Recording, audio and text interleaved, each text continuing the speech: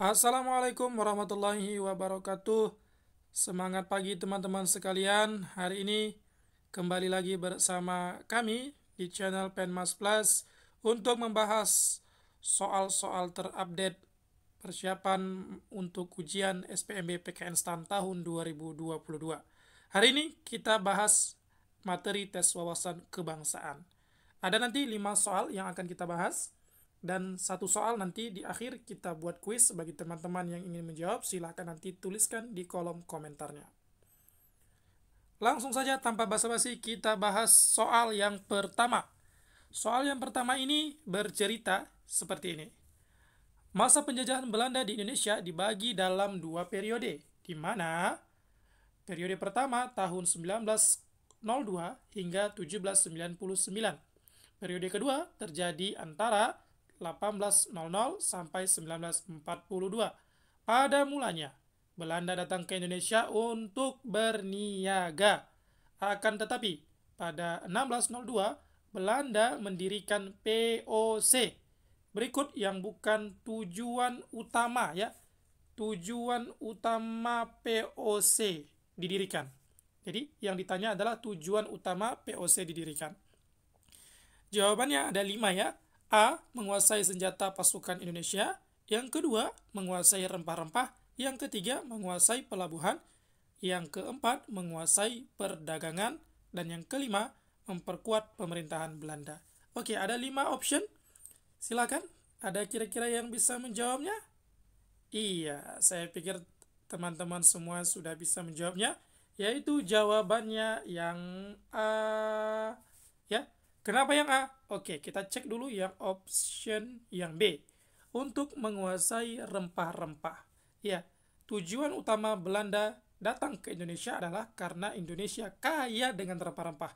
Dan waktu itu rempah-rempah sangat dibutuhkan di Eropa untuk obat-obatan, kemudian untuk kesehatan dan lain-lainnya. Oke, bagaimana dengan pilihan yang C? Menguasai pelabuhan.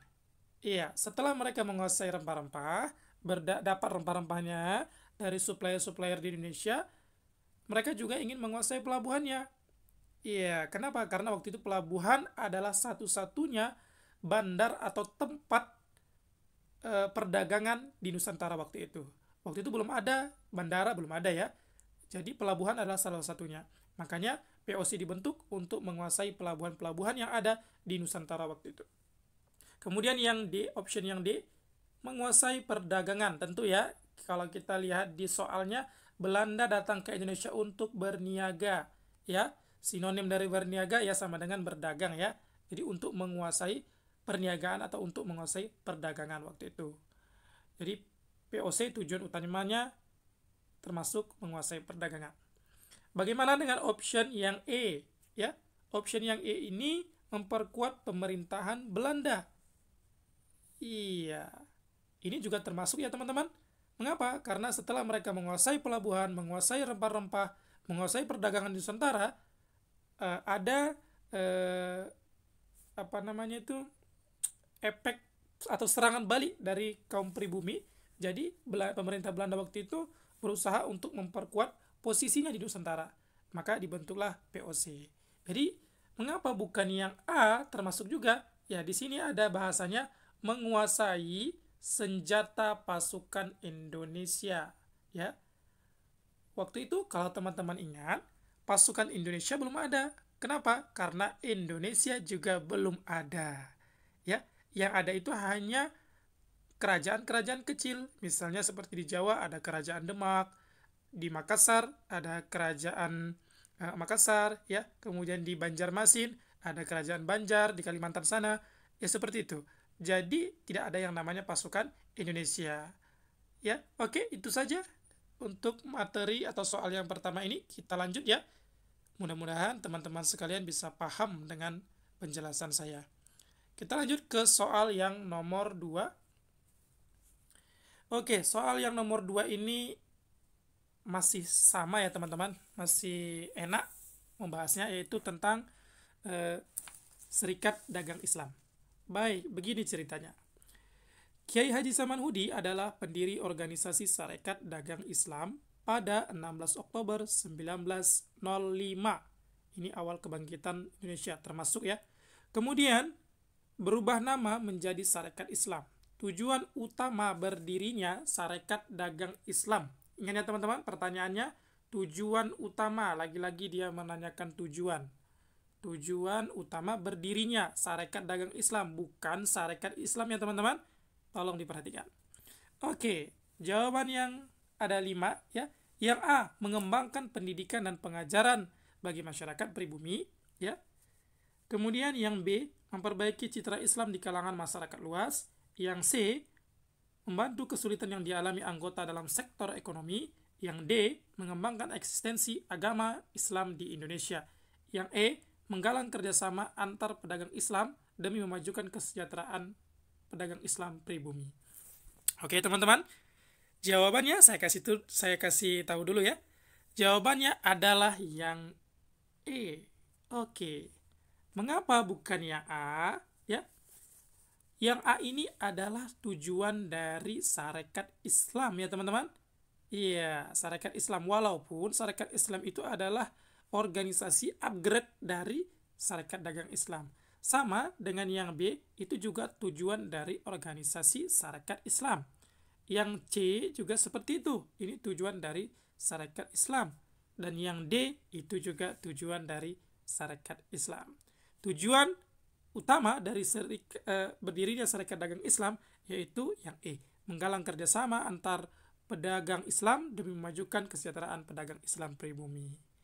Oke, ada satu lagi tujuan utamanya SDI, Serikat Dagang Islam ini, yaitu untuk bisa bersaing pedagang-pedagang pribumi dengan pedagang-pedagang dari asing, misalnya dari Cina atau dari Eropa.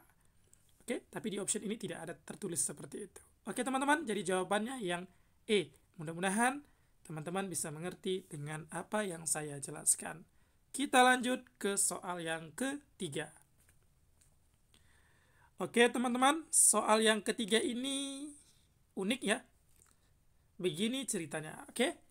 4 serangkai adalah sebutan bagi 4 orang yang berperan aktif mempelopori berdirinya dan berkembangnya Putera pada masa pendudukan penjajahan Jepang. Sedangkan 3 serangkai adalah sebutan untuk 3 orang berikut kecuali. Oke teman-teman, ada kata kecuali ya. Oke, sorry. Ada kata kecuali di sini. Ya, dan ditanya itu 3 serangkai. Oke, baik. Sebelum kita lihat optionnya, maka saya mau menjelaskan terlebih dahulu. 4 serangkai ini adalah sebutan untuk 4 tokoh di Indonesia di awal kemerdekaan atau sebelum kemerdekaan Republik Indonesia, yaitu Insinyur Soekarno, kemudian Muhammad Hatta, kemudian Ki Hajar Dewantara, dan Kiai Haji Mas Mansur. Oke, baik. Jadi di sini yang ditanya 3 serangkai. 3 serangkai ini adalah sebutan untuk 3 orang yang mendirikan yang namanya Indies Partij, ya, Indies Partij pada masa pemerintahan Belanda. Ya, siapa-siapa saja orangnya? Ada 3. Yang pertama tentunya ini yang A ya. Yang pertama termasuk yang A, Suwardi Suryadiningrat. Suwardi Suryadiningrat ini adalah nama lain dari yang B, Ki Hajar Dewantara. Kemudian yang C, Setiabudi. Setiabudi ini nama lainnya adalah Dawes Dakker. Jadi ini sama semua. Yang C sama yang D itu sama. Jadi yang A, B, C, D ini 2 orang ya dengan 4 nama, dan mereka ini adalah termasuk dari 3 serangkai. Di sini yang tidak termasuk ya. Yang tidak termasuk atau kecuali yang mana? Yaitu Insinyur Soekarno. Kenapa? Karena Insinyur Soekarno itu adalah tokoh dari 4 serangkai. Ya. Satu lagi dari 3 serangkai itu adalah Dr. Cipto Mangunkusumo, teman-teman. Oke, sudah paham ya teman-teman? Ini pelajaran sejarah kelas 5 SD kalau saya nggak salah ya. Iya, coba ingat-ingat kembali lagi teman-teman. Oke, saya ingatkan bagi yang belum subscribe, tolong atau di-subscribe-kan lah, biar enak nih channelnya kan. Oke, lanjut kita masuk ke soal yang nomor 4. Baik teman-teman, soal nomor 4 ini termasuk mudah ya kalau kita sering membacanya. Begini kisahnya. Berikut adalah organisasi yang berdiri pada masa pemerintahan Hindia Belanda di Indonesia. Yang pertama ada Budi Utomo ya. Yang kedua ada PNI. Yang ketiga ada Sarekat Islam. Yang keempat Trikoro Darmo. Dan yang kelima ada Muhammadiyah. Yang termasuk organisasi radikal atau yang tidak mau berkompromi ya, terselip lidahnya teman-teman, dengan Belanda. Ya, yang tidak mau berkompromi dengan Belanda. Yang mana nih? Organisasi yang tidak mau berkompromi dengan Belanda. Oke. Budi Utomo ini termasuk organisasi yang moderat ya.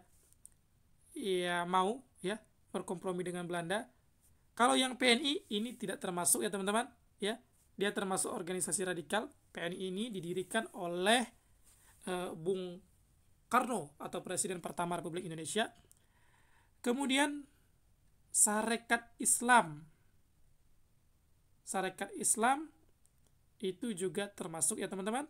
Kemudian yang keempat ada Trikoro Darmo. Trikoro Darmo ini adalah sebutan atau nama lain dari Jongjapa ya teman-teman, atau perkumpulan pemuda-pemuda Jawa. Dan yang kelima itu adalah Muhammadiyah. Jadi jawabannya di sini tidak ada teman-teman.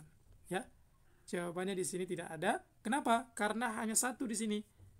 Iya, hanya satu di sini yang radikal, yaitu PNI atau Partai Nasional Indonesia. Kalau kita lihat optionnya di sini kan permintaan optionnya ada dua-dua semuanya. 1 dan 2. Kalau 1 dan 2 Budi Utomo enggak, ya kan?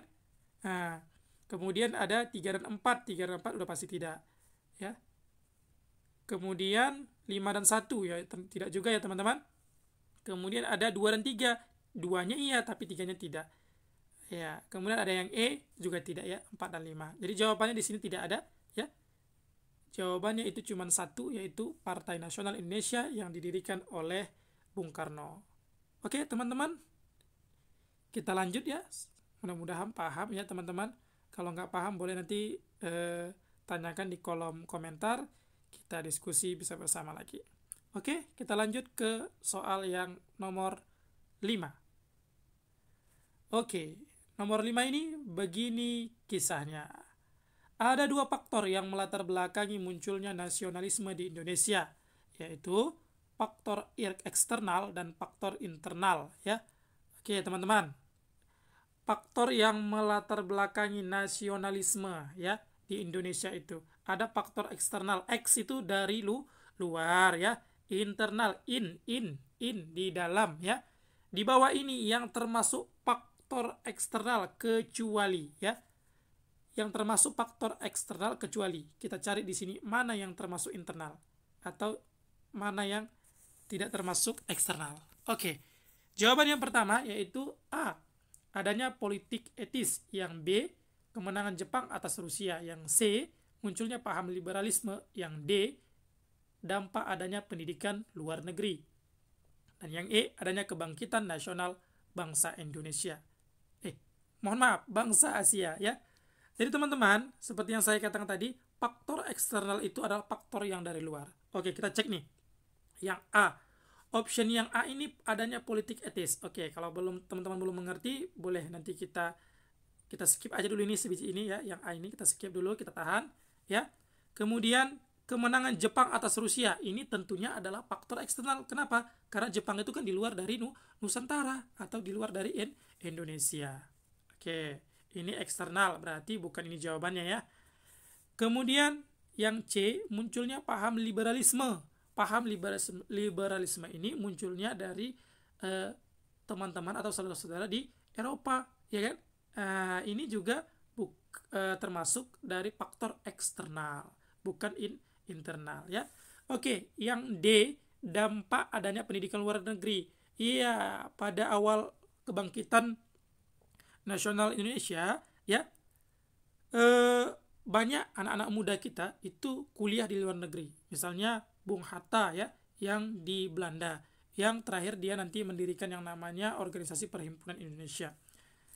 Jadi ini juga termasuk dengan adanya anak-anak muda kuliah di luar negeri, ini juga termasuk eksternal ya, teman-teman, bukan internal. Kemudian ada kebangkitan nasionalisme bangsa-bangsa Asia. Iya, ini juga faktor eksternal yang jelas. Selain dari yang dari dalam Indonesia itu adalah faktor eksternal. Oke, sekarang kita bahas nih yang kemungkinan tadi jawabannya adalah yang A ya. Adanya politik etis. Politik etis ini bagaimana? Politik etis ini adalah politik balas budi. Teman-teman, ketika dahulu ya, setelah Belanda berkuasa di Indonesia, ya, mereka beberapa kesempatan mengangkat beberapa anak-anak muda, mengangkat beberapa kaum cendekiawan dari Indonesia untuk menjadi pegawai Belanda. Dan banyak juga pegawai-pegawai yang diangkat tadi tidak semua memihak kepada Belanda. Iya, tidak semua memihak kepada Belanda. Ada juga yang hanya pura-pura. Dan itulah orang-orang itulah yang nanti yang nasionalismenya tinggi kan begitu. Dengan adanya kesenangan hidup, mereka berpikir begini, oh iya ya, aku senang. Saudaraku yang bukan pegawai Belanda kok susah ya. Mungkin itulah yang menjadi penyebab bangkitnya atau munculnya sikap nasionalisme saudara-saudara kita waktu itu. Ya, jadi jawabannya adalah yang A, teman-teman. Oke, sudah paham ya kira-kira? Kalau belum paham, ya dipaham-pahamkan lah ya. Oke, ini ada kuis saya kasih untuk teman-teman sekalian ya. Semuanya kuis ini boleh dijawab. Nanti jawabannya silakan tuliskan di kolom komentar saja. Teman-teman tahu, bolehlah kan gitu. Kalaupun nggak tahu, nggak dijawab juga nggak apa-apa. Tapi bagi teman-teman yang ingin tahu jawabannya, mungkin di part selanjutnya kita akan kasih jawaban yang ini ya untuk kuis hari ini. Oke, teman-teman, demikianlah yang dapat saya sampaikan hari ini ya. Mudah-mudahan bermanfaat untuk teman-teman sekalian ya. Kita doakan mudah-mudahan teman-teman sekalian lulus di rekrutmen PKN STAN 2022. Oke? Terima kasih. Sebelumnya saya ingatkan kembali bagi teman-teman yang belum subscribe, silakan subscribe terlebih dahulu channelnya. Kita ketemu di next series selanjutnya. Sampai jumpa. Semangat pagi. Assalamualaikum warahmatullahi wabarakatuh. Terima kasih.